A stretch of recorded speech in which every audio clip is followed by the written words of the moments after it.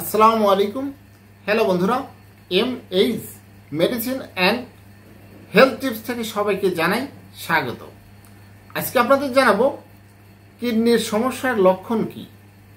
আপনারা জানেন মানবদেহের জন্য কয়েকটি অঙ্গ প্রত্যঙ্গ রয়েছে, তার মধ্যে কিডনি খুবই গুরুত্বপূর্ণ এই মানবদেহের জন্য। তাই আমাদের অবশ্যই কিডনির সমস্যার লক্ষণ জানা প্রয়োজন। জানা থাকলে আমরা এর বিপদ থেকে রক্ষা পাওয়া সম্ভব। চলুন এই গুরুত্বপূর্ণ ভিডিওটি দেখুন, অবশ্যই উপকারে আসবে।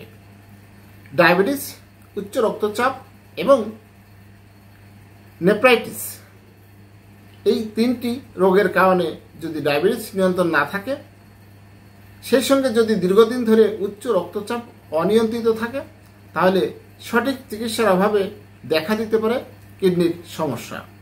এছাড়া অপুষ্টি, অপর্যাপ্ত পানি না খাওয়া বা না পান করার কারণেই দেখা দিতে পারে কিডনি রোগীর সংখ্যা।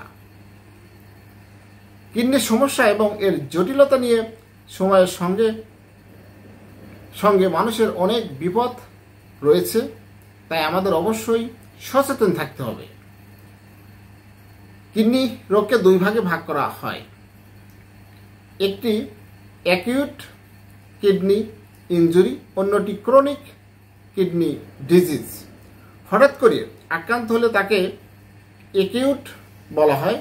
অন্যদিকে দীর্ঘদিন ধরে কিডনির কার্যকারিতা আস্তে আস্তে নষ্ট হয়ে গেলে তাকে ক্রনিক কিডনি ডিজিজ বলা হয়।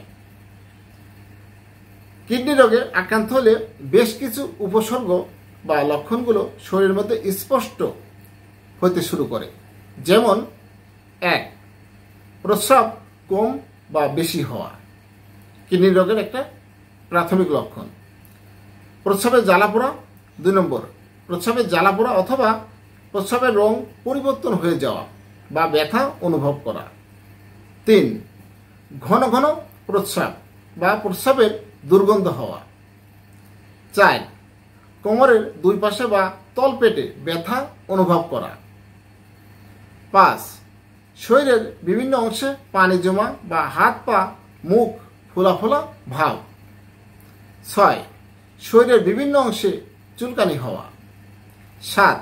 বেশি ক্লান্তি লাগা বা বমি বমি ভাব। এছাড়া কিডনির সমস্যা রয়েছে। এরকম কিডনির সমস্যা হলে শরীর থেকে প্রোটিন বেশি বের হয়ে যায়, তাই প্রস্রাবে ফেনা ভাব হয়। প্রস্রাবের রং লালচে হতে পারে। কিডনির সমস্যার কারণে ইলেকট্রোলাইট ভারসাম্যহীন হয়ে থাকে, তখন মাংসপেশিতে টান লাগতে পারে। দীর্ঘদিন ডায়াবেটিস শনাক্ত না হলে অথবা নিয়ন্ত্রণ না থাকলে বা চিকিৎসকের চিকিৎসা না নিলে কিডনি, লিভার, চোখ ক্ষতিগ্রস্ত হয়। শরীরের ত্বক নষ্ট হয়ে যায়, চুল পড়ে যেতে পারে। বিশেষজ্ঞরা বলেছেন, দীর্ঘদিন ধরে ইউরিন ইনফেকশন, কিডনিতে পাথর বা প্রোস্টেটের সমস্যা থাকলে অবশ্যই দ্রুত চিকিৎসা শুরু করতে হবে, কারণ এই রোগের সঠিক সময়ে চিকিৎসা না নিলে কিডনি ক্ষতিগ্রস্ত হতে শুরু করে। তাই কিডনির সমস্যা থেকে দূরে থাকতে নিয়মিত এক্সারসাইজ, সুষম ডায়েট লিস্ট এবং 7 থেকে 8 ঘন্টা ঘুমানোর উপর জোর দিচ্ছেন বিশেষজ্ঞ চিকিৎসকেরা।